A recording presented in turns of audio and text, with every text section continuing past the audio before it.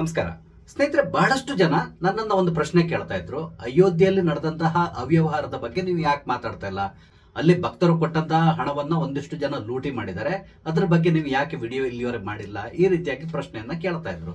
ಹಾಗಾಗಿ ಅಯೋಧ್ಯೆಯಲ್ಲಿ ನಡೆದಿರುವಂತಹ ಈ ಘಟನೆ ಬಗ್ಗೆ, ಹಾಗೇನೆ ಇದರ ಅಡ್ವಾಂಟೇಜ್ ಅನ್ನ ಅಖಿಲೇಶ್ ಯಾದವ್ ಯಾವ ರೀತಿಯಾಗಿ ಪಡ್ಕೊಳ್ಳಿಕ್ ಟ್ರೈ ಮಾಡ್ತಾ ಇದ್ದಾರೆ, ಇದರಿಂದಾಗಿ ಯೋಗಿ ಆದಿತ್ಯನಾಥ್ ಅವರಿಗೆ ಮುಂದಿನ ಚುನಾವಣೆ ಸಂದರ್ಭದಲ್ಲಿ ಸಮಸ್ಯೆ ಉಂಟಾಗಬಹುದಾ, ಈ ಎಲ್ಲ ವಿಷಯಗಳಿಗೆ ಸಂಬಂಧಪಟ್ಟಂತೆ ನಿಮ್ ಜೊತೆ ಒಂದಿಷ್ಟು ವಿಚಾರಗಳನ್ನ ಹಂಚಿಕೊಳ್ತಾ ಇದ್ದೇನೆ. ಸ್ನೇಹಿತರೆ, ನಿಮ್ಮೆಲ್ಲರನ್ನು ಕಾಫಿ ಐತ ಡಿಜಿಟಲ್ ಚಾನಲ್ಗೆ ಸ್ವಾಗತಿಸ್ತಾ ಇದ್ದೇನೆ. ಸ್ನೇಹಿತರೆ, ಅಯೋಧ್ಯೆ ರಾಮ ಮಂದಿರದಲ್ಲಿ ನಡೆದಿರುವಂತಹ ಈ ಅವ್ಯವಹಾರದ ಬಗ್ಗೆ ನಿಮ್ಗೆ ತುಂಬಾ ಚೆನ್ನಾಗಿ ಗೊತ್ತಿದೆ. ಬಹಳಷ್ಟು ವಿಡಿಯೋಗಳನ್ನು ನೋಡಿರ್ತೀರಾ, ಬಹಳಷ್ಟು ನ್ಯೂಸ್ಗಳು ಕೂಡ ಅದ್ರ ಬಗ್ಗೆ ಬರ್ತಾನೆ ಇದೆ. ಒಟ್ಟಿಗೆ 8 ಜನರನ್ನ ಇಲ್ಲಿವರೆಗೆ ಅಲ್ಲಿಯ ವಿಶೇಷ ತನಿಖಾ ದಳ ಅರೆಸ್ಟ್ ಮಾಡಿ ಜೈಲಿಗೆ ಕಳಿಸಿದ್ದಾರೆ.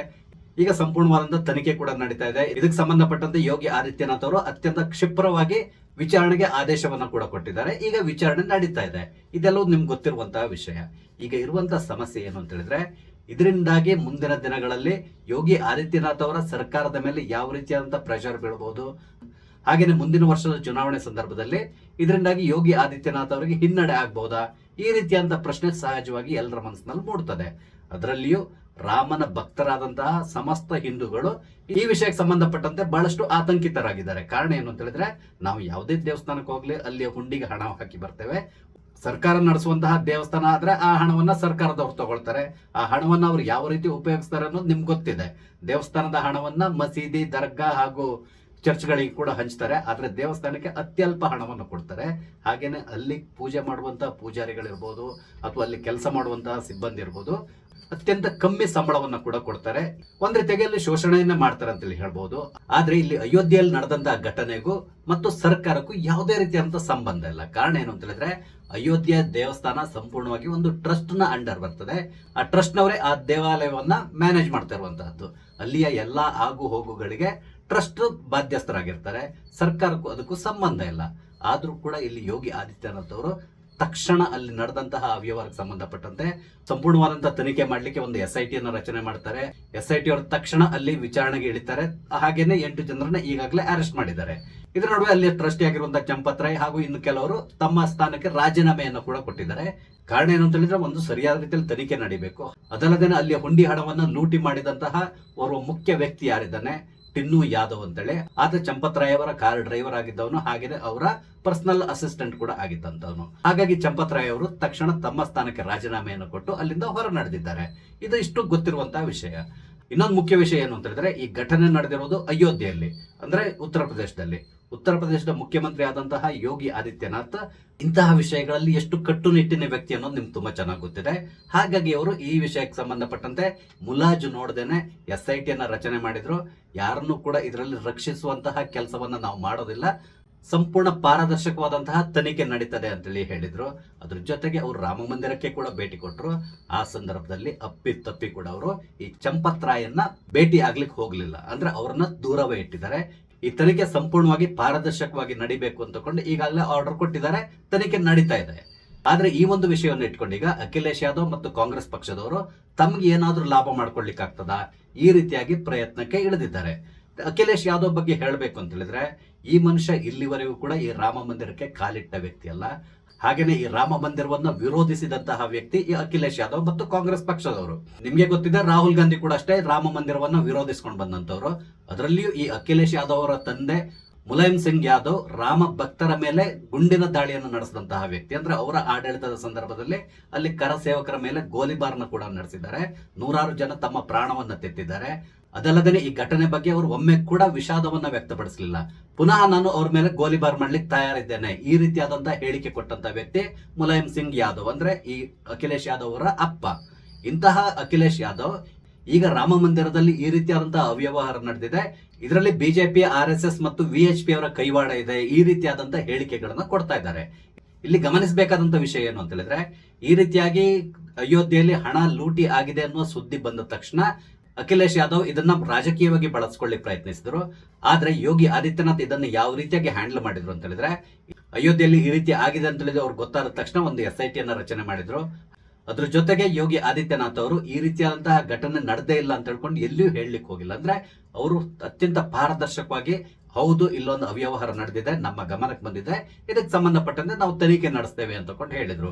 ಈಗ ಕೆಲವರು CBI ತನಿಖೆ ನಡಿಬೇಕು ಅಂತ ಹೇಳ್ತಾ ಇದ್ದಾರೆ. ಮೊನ್ನೆ ಒಂದು ಡಿಬೇಟ್ ನಲ್ಲಿ ನೋಡ್ತಾ ಇದ್ದೆ, ಕಾಂಗ್ರೆಸ್ನ ಓರ್ವ ವಕ್ತಾರರು ಕೂತ್ಕೊಂಡು ಮಾತಾಡ್ತಾ ಇದ್ರು. ಅವ್ರು ಏನ್ ಹೇಳಿದ್ರು ಅಂತ ಹೇಳಿದ್ರೆ, ಅಯೋಧ್ಯೆಯಲ್ಲಿ ಈ ರೀತಿಯಾಗಿ SIT ರಚನೆ ಮಾಡುವ ಮುಖಾಂತರ ಈ ಪ್ರಕರಣವನ್ನ ಮುಚ್ಚಿ ಹಾಕ್ಲಿಕ್ಕೆ ಪ್ರಯತ್ನಿಸ್ತಾ ಇದ್ದಾರೆ ಯೋಗಿ ಆದಿತ್ಯನಾಥ್ ಅಂತೇಳಿ ಹೇಳಿದ್ರು.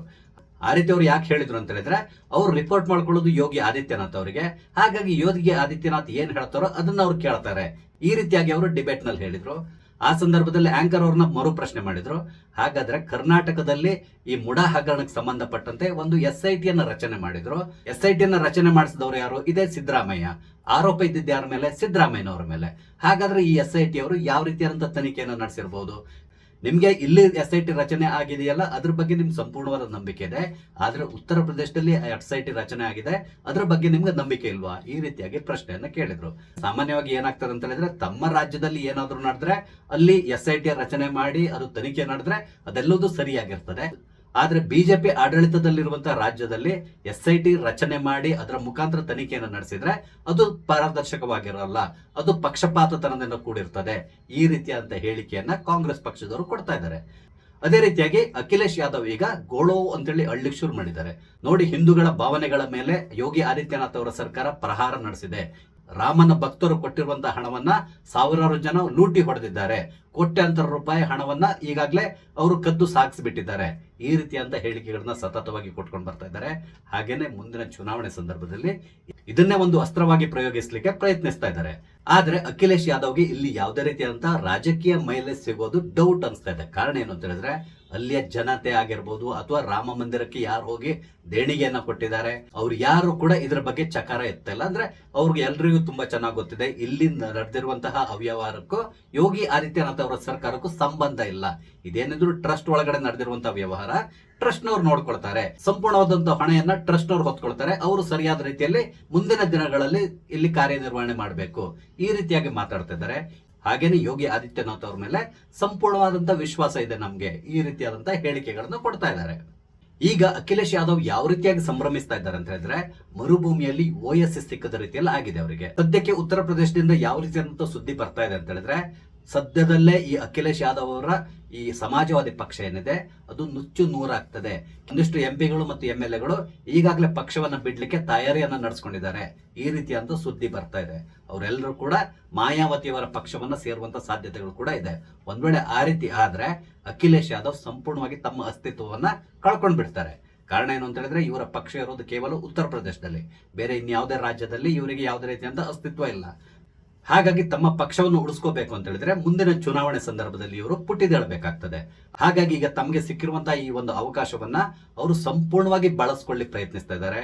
ಪದೇ ಪದೇ ಯೋಗಿ ಆದಿತ್ಯನಾಥ್ ಅವ್ರ ಮೇಲೆ ಅಪಾದನೆಯನ್ನ ಮಾಡ್ತಾ ಇದ್ದಾರೆ. ಆದ್ರೆ ಯೋಗಿ ಆದಿತ್ಯನಾಥ್ ಅವರಿಗೆ ತುಂಬಾ ಚೆನ್ನಾಗಿ ಗೊತ್ತಿದೆ ಈ ಒಂದು ವಿಷಯದಲ್ಲಿ ತಾನು ಯಾವ ರೀತಿಯಾಗಿ ಮ್ಯಾನೇಜ್ ಮಾಡಬೇಕು ಅಂತೇಳಿ. ಅದಲ್ಲದೆ ಸದ್ಯಕ್ಕೆ ಉತ್ತರ ಪ್ರದೇಶದಲ್ಲಿ ಪರಿಸ್ಥಿತಿ ಹೇಗಿದೆ ಅಂತ ಹೇಳಿದ್ರೆ, ಯೋಗಿ ಆದಿತ್ಯನಾಥ್ ಅವ್ರನ್ನ ಕಟ್ಟಿ ಹಾಕ್ಲಿಕ್ಕೆ ಯಾವುದೇ ಪಕ್ಷಕ್ಕೆ ಸಾಧ್ಯ ಇಲ್ಲ. ಅಷ್ಟೊಂದು ಜನಪ್ರಿಯರಾಗಿದ್ದಾರೆ. ಹಾಗೇನೆ ಅಲ್ಲಿಯ ಜನತೆ ಕೂಡ ಅವರ ಪರವಾಗಿ ಮಾತಾಡ್ತಾ ಇದ್ದಾರೆ. ಇವತ್ತು ಬೆಳಿಗ್ಗೆ ಕೂಡ ಒಂದು 4-5 ವಿಡಿಯೋಗಳನ್ನ ನೋಡಿದೆ. ಕೆಲವರು ಹೋಗಿ ಮುಸಲ್ಮಾನರನ್ನೇ ಪ್ರಶ್ನೆ ಮಾಡ್ತಾ ಇದ್ದಾರೆ, ನೀವು ಮುಂದಿನ ಚುನಾವಣೆಯಲ್ಲಿ ಯಾರಿಗೆ ಸಪೋರ್ಟ್ ಮಾಡ್ತೀರಾ ಅಂತೇಳಿ. ಆಗ ಅವರೆಲ್ಲರೂ ಉತ್ತರ ಕೊಟ್ಟಿದ್ದೇನೆ ಅಂತ ಹೇಳಿದ್ರೆ, ನಾವು ಖಂಡಿತವಾಗಿ ಯೋಗಿ ಆದಿತ್ಯನಾಥ್ ಅವರಿಗೆ ವೋಟ್ ಹಾಕ್ತೇವೆ. ಯಾಕಂತ ಹೇಳಿದ್ರೆ ಉತ್ತರ ಪ್ರದೇಶವನ್ನ ಸಂಪೂರ್ಣವಾಗಿ ಬದಲಾಯಿಸಿದಂತ ಖ್ಯಾತಿ ಯೋಗಿ ಆದಿತ್ಯನಾಥ್ ಅವರು ಸೇರ್ತದೆ. ಇಲ್ಲದಿದ್ರೆ ಈ ಗುಂಡಗಳ ಹಾವಳಿಂದಾಗಿ ನಾವೆಲ್ಲರೂ ಕೂಡ ಉತ್ತರ ಪ್ರದೇಶವನ್ನು ಬಿಟ್ಟು ಹೊರ ಹೋಗ್ಬೇಕಾಗಿತ್ತು. ಆದ್ರೆ ಈಗ ಆ ರೀತಿಯಾದ ಸಮಸ್ಯೆ ಅಲ್ಲ, ನಾವೆಲ್ಲರೂ ನೆಮ್ಮದಿಯಾಗಿದ್ದೇವೆ. ಉತ್ತರ ಪ್ರದೇಶ ಕೂಡ ಅಭಿವೃದ್ಧಿಯನ್ನು ಹೊಂದ್ತಾ ಇದೆ. ನಮ್ಗೆ ಬೇಕಾದಂತ ಎಲ್ಲಾ ಸೌಲಭ್ಯಗಳು ಇಲ್ಲಿ ಸಿಗ್ತಾ ಇದೆ. ಅವರು ಯಾವುದೇ ಜಾತಿ ಮತ ಧರ್ಮ ಅಂತ ಹೇಳಿ ನೋಡ್ದೇನೆ ಎಲ್ಲರನ್ನು ಸಮಾನರಾಗಿ ನೋಡ್ತಾ ಇದ್ದಾರೆ. ಹಾಗಾಗಿ ನಾವೆಲ್ಲರೂ ಕೂಡ ಯೋಗಿ ಆದಿತ್ಯನಾಥ್ ಅವ್ರ ಜೊತೆಗೆ ನಿಂತಿದ್ದೇವೆ. ಮುಂದಿನ ಚುನಾವಣೆಯಲ್ಲಿ ನಾವು ಅವರ ಕಾರ್ಯಕರ್ತರಾಗಿ ಕೆಲಸ ಮಾಡ್ತೇವೆ. ಈ ರೀತಿಯಾದಂತಹ ಹೇಳಿಕೆಗಳನ್ನ ಅಲ್ಲಿಯ ಮುಸಲ್ಮಾನರು ಕೊಡ್ತಾ ಇದ್ದಾರೆ. ಅವರು ಇಂಟರ್ವ್ಯೂ ಮಾಡಿರುವಂತಹ ಪ್ರದೇಶ ಯಾವ ರೀತಿ ಇತ್ತು ಅಂತ ಹೇಳಿದ್ರೆ, ಸಂಪೂರ್ಣವಾಗಿ ಮುಸಲ್ಮಾನರೇ ವಾಸಿಸುವಂತಹ ಒಂದು ಏರಿಯಾದಲ್ಲಿ ಹೋಗಿ ಅವರು ಇಂಟರ್ವ್ಯೂ ಅನ್ನು ಮಾಡಿದ್ದಾರೆ. ಆ ಏರಿಯಾದ ಜನತೆ ಸಂಪೂರ್ಣವಾಗಿ ನಾವು ಯೋಗಿ ಆದಿತ್ಯನಾಥ್ ಅವರಿಗೆ ಸಪೋರ್ಟ್ ಮಾಡ್ತೇವೆ ಅಂತೇಳಿ ಹೇಳಿಕೆಗಳನ್ನು ಕೊಡ್ತಾ ಇದ್ದಾರೆ. ಅಂದ್ರೆ ಯೋಗಿ ಆದಿತ್ಯನಾಥ್ ಅವ್ರನ್ನ ಉತ್ತರ ಪ್ರದೇಶದಲ್ಲಿ ಸೋಲಿಸಲಿಕ್ಕೆ ಖಂಡಿತವಾಗಿಯೂ ಈ ಇಂಡಿ ಒಕ್ಕೂಟ, ಅಂದ್ರೆ ಮುಂದಿನ ಚುನಾವಣೆಯಲ್ಲಿ ಅವರು ಪುನಃ ಒಟ್ಟಿಗೆ ಚುನಾವಣೆಯನ್ನು ಎದುರಿಸಿದ್ರೆ ಈ ಇಂಡಿ ಒಕ್ಕೂಟದವರ ಕೈಲಿ ಸಾಧ್ಯ ಇಲ್ಲ ಅಂತ ಕೂಡ ಅಲ್ಲಿಯ ಜನತೆ ಮಾತಾಡ್ತಾ ಇದ್ದಾರೆ. ಅಖಿಲೇಶ್ ಯಾದವ್ ಎಷ್ಟೇ ಬೊಬ್ಬೆ ಹೊಡೆದ್ರು ಕೂಡ ಹಿಂದೂಗಳು ಇವರ ಪರವಾಗಿ ನಿಲ್ಲಲ್ಲ ಅಥವಾ ಹಿಂದೂಗಳು ಇವ್ರ ಜೊತೆ ಹೋಗ್ಲಿಕ್ಕೂ ಕೂಡ ತಯಾರಿಲ್ಲ. ಯಾಕಂದ್ರೆ ಅಖಿಲೇಶ್ ಯಾದವ್ ಮೆಂಟಾಲಿಟಿ ಏನನ್ನೋ ತುಂಬಾ ಚೆನ್ನಾಗಿ ಗೊತ್ತಿದೆ. ಈತ ರಾಮ ಮಂದಿರಕ್ಕೆ ಇಲ್ಲಿವರೆಗೂ ವಿಸಿಟ್ ಕೊಟ್ಟಂತ ಮನುಷ್ಯ ಅಲ್ಲ. ಹಾಗೇನೆ ಮುಂದಿನ ದಿನಗಳಲ್ಲಿ ಕೂಡ ಅಷ್ಟೇ ರಾಮ ಮಂದಿರದ ಕಡೆ ತಲೆ ಹಾಕುವವನ್ನಲ್ಲ. ಯಾಕಂತ ಹೇಳಿದ್ರೆ ಇವರ ಅಪ್ಪ ಇರ್ಬೋದು ಅಥವಾ ಈಗ ಈತ ಇರ್ಬೋದು, ಎಲ್ಲರೂ ಕೂಡ ಅಷ್ಟೇ ಅಲ್ಲಿ ಮುಸ್ಲಿಂ ಓಲೈಕೆ ಮಾಡ್ಕೊಂಡೇ ಓಟನ್ನ ಗಳಿಸ್ತಾ ಇದ್ದಂತವ್ರು. ಹಾಗಾಗಿ ಇವರ ಮೊಸಳೆ ಕಣ್ಣೀರಿಗೆ ಅಲ್ಲಿರುವಂತಹ ಒಬ್ಬನೇ ಒಬ್ಬ ಹಿಂದೂ ಕರಗೋದು ಕಷ್ಟ ಅನಿಸ್ತಾ ಇದೆ. ಆದ್ರಿಂದ ಮುಂದಿನ ಚುನಾವಣೆಯಲ್ಲಿ ಅಖಿಲೇಶ್ ಯಾದವ್ಗೆ ಇದರಿಂದಾಗಿ ಯಾವುದೇ ರೀತಿಯಾದಂತಹ ಪಾಸಿಟಿವ್ ಆಗುವಂತ ಸಾಧ್ಯತೆ ಇಲ್ಲ. ಹಾಗೇನೆ ಯೋಗಿ ಆದಿತ್ಯನಾಥ್ ಕೂಡ ಅಷ್ಟೇ, ರಾಮ ಮಂದಿರದಲ್ಲಿ ನಡೆದಿರುವಂತಹ ಈ ಒಂದು ಹಣದ ಅವ್ಯವಹಾರದಿಂದಾಗಿ ಯಾವುದೇ ರೀತಿಯಾದ ಸಮಸ್ಯೆ ಆಗುವಂತ ಸಾಧ್ಯತೆಗಳು ಕಾಣಿಸ್ತಾ ಇಲ್ಲ. ಅದಲ್ಲದೆ ಚುನಾವಣೆಗೆ ಇನ್ನೂ ಕೂಡ 6-7 ತಿಂಗಳು ಬಾಕಿ ಇದೆ. ಅಷ್ಟರೊಳಗಡೆ ಕಾಂಗ್ರೆಸ್ ಮತ್ತು ಅಖಿಲೇಶ್ ಯಾದವ್ ನಡುವೆ ಸ್ವಲ್ಪ ತಿಕ್ಕಾಟಗಳು ಕಾಣಿಸ್ಕೊಳ್ತಾ ಇದೆ. ಕಾಂಗ್ರೆಸ್ನವರು ಇಲ್ಲಿ ಅಖಿಲೇಶ್ ಯಾದವ್ ಬಳಿ ಯಾವ ರೀತಿ ಅಂತ ಡಿಮಾಂಡ್ ಮಾಡ್ತಾ ಇದ್ದಾರೆ ಅಂತ ಹೇಳಿದ್ರೆ, ನಮಗೆ 50% ಕ್ಷೇತ್ರಗಳನ್ನ ಬಿಟ್ಟು ಕೊಡಬೇಕು ಅಂತೇಳಿ ಕೇಳ್ತಾ ಇದ್ದಾರೆ. ಉತ್ತರ ಪ್ರದೇಶದಲ್ಲಿ ಒಟ್ಟಿಗೆ 403 ಕ್ಷೇತ್ರಗಳಿದೆ ಅನಿಸ್ತದೆ. ಈ 403 ಕ್ಷೇತ್ರಗಳಲ್ಲಿ 50% ಅಂದ್ರೆ ಹೆಚ್ಚು ಕಡಿಮೆ 200 ಕ್ಷೇತ್ರಗಳನ್ನ ನಮ್ಗೆ ಬಿಟ್ಕೊಡ್ಬೇಕು ಅಂತ ಹೇಳ್ಕೊಂಡು ಕಾಂಗ್ರೆಸ್ನವ್ರು ಡಿಮಾಂಡ್ ಮಾಡ್ತಾ ಇದ್ದಾರೆ. ಆದ್ರೆ ಅಖಿಲೇಶ್ ಯಾದವ್ ಅದಕ್ಕೆ ತಯಾರಿಲ್ಲ. ಕಾರಣ ಏನು ಅಂತ ಹೇಳಿದ್ರೆ, ಕಳೆದ ಚುನಾವಣೆಯಲ್ಲಿ ಕಾಂಗ್ರೆಸ್ ಅಲ್ಲಿ ಗೆದ್ದಿರೋದು ಕೇವಲ 2 ಕ್ಷೇತ್ರಗಳಲ್ಲಿ. ಅಂದ್ರೆ ಕಾಂಗ್ರೆಸ್ಗೆ ಅಲ್ಲಿ ಯಾವುದೇ ರೀತಿಯಂತ ಅಸ್ತಿತ್ವ ಇಲ್ಲ. ಹಾಗಾಗಿ ಅಖಿಲೇಶ್ ಯಾದವ್ ಖಂಡಿತವಾಗಿ ಇವರಿಗೆ ಒಂದು 70-80 ಕ್ಷೇತ್ರಗಳನ್ನ ಬಿಟ್ಕೊಡುವಂತ ಸಾಧ್ಯತೆ ಇದೆ. ಅದಕ್ಕಿಂತಲೂ ಜಾಸ್ತಿ ಆತ ಕೊಡ್ಲಿಕ್ಕೆ ಆತನೇನು ಹುಚ್ಚಲ್ಲ. ಹಾಗಾಗಿ ರಾಹುಲ್ ಗಾಂಧಿ ಮತ್ತು ಅಖಿಲೇಶ್ ಯಾದವ್ ನಡುವೆ ಸ್ವಲ್ಪ ತಿಕ್ಕಾಟ ಉಂಟಾಗುವಂತ ಸಾಧ್ಯತೆ ಇದೆ.